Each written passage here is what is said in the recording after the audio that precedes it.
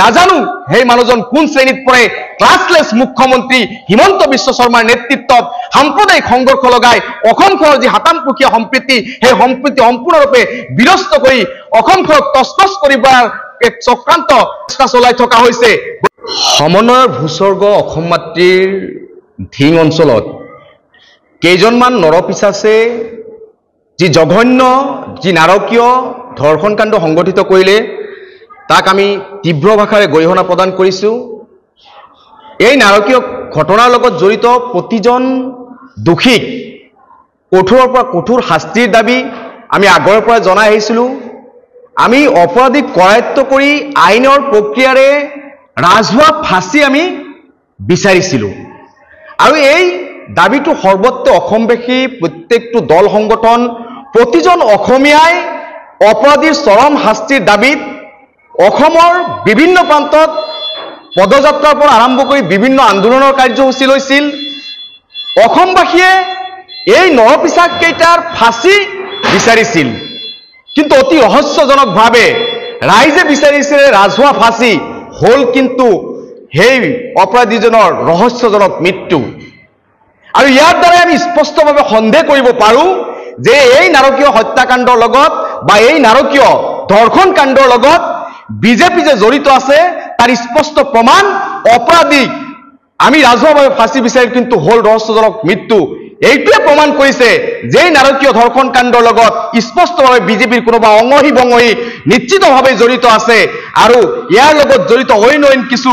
মানে ব্যক্তিও জড়িত আছে যি ব্যক্তি নাম হয়তো প্ৰকাশ হলে আজি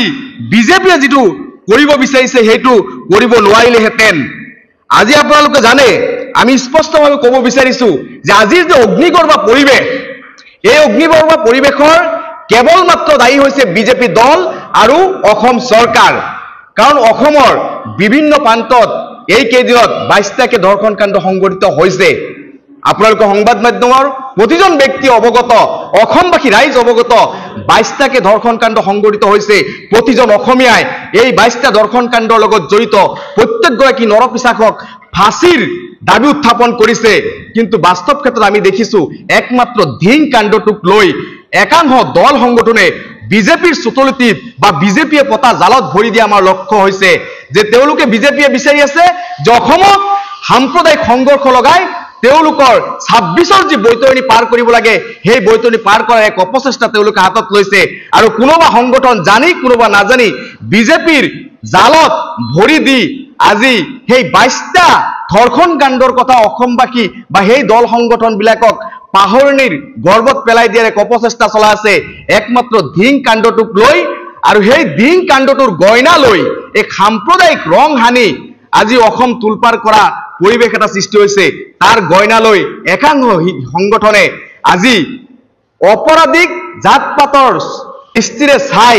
মিয়াখেদা আন্দোলনৰ পৰিগণিত কৰিব বিচাৰিছে আৰু ইতিমধ্যে আটাছুৰ নিচিনা সংগঠনে ভাবুকি প্ৰদান কৰি আছে উজনি অসমৰ পৰা নামনি অসমৰ সংখ্যালঘু মানুহক খেদি পঠোৱাৰ কাৰণে তেওঁলোকে ভয় ভাবুকি প্ৰদান কৰি আছে আৰু ইতিমধ্যে আপোনালোকে জানে চৰাইদেউৰ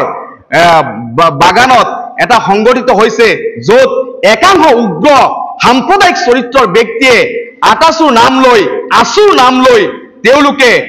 আমাৰ নিৰপৰাধী নিৰীহ শ্ৰমিকসকলক তেওঁলোকে অপদস্থ কৰিছে তেওঁলোকে লাঠিৰে কুবাইছে তেওঁলোকক এনেকুৱা অপদস্থ কৰিছে শাৰীৰিকভাৱে তেওঁলোকে আজি আপোনাৰ লগত আছে আপোনালোকে দেখিব পাৰিব তেওঁলোকক প্ৰশ্ন কৰিব পাৰিব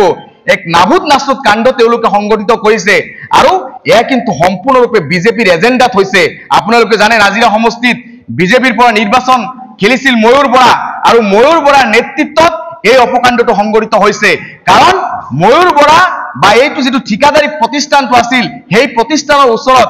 এই শ্ৰমিকসকলে 15 লাখ টকা পাবলগীয়া আছিল আৰু তেওঁলোকে যেতিয়া দেখিলে ধিং কাণ্ডৰ গয়না লৈ অজুহাত লৈ উজনি অসমৰ পৰা সেই শ্ৰমিকসকলক যাতে পইচাখিনি নিদি তেওঁলোকক মাৰি পিটি খেদি পঠাব পৰা যায় তাৰ কাৰণে বিজেপিৰ চতুলপিত এনেকুৱাকে মিয়াখেদা অভিযান এটা আৰম্ভ কৰা হৈছে গতিকে ধিক্কাৰ জনাইছো যে আমি অসমবাসী ৰাইজ আপোনালোকে জানে যে এইখন অসমত শংকৰাজনৰ প্ৰিয় শিষ্য